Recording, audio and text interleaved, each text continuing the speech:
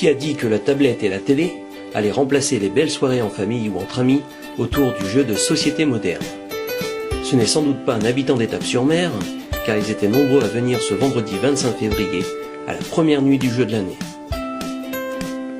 Organisé par le service événementiel de la ville en partenariat avec l'association Apidis, c'est un réel succès autour de ce phénomène qui déclenche l'engouement de toutes les générations.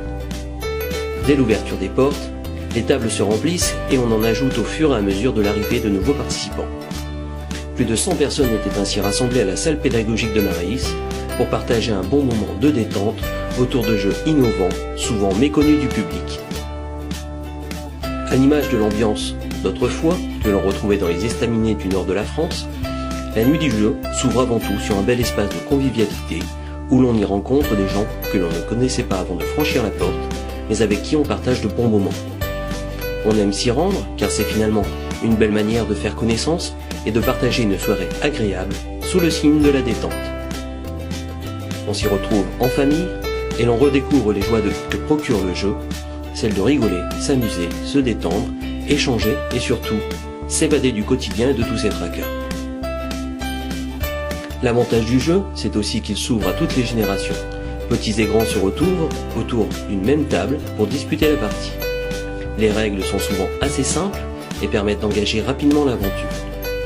Et, si parfois on ne comprend pas tout, ce n'est pas bien grave car 4 animateurs sont présents durant toute la soirée pour accompagner les novices et leur expliquer les rudiments.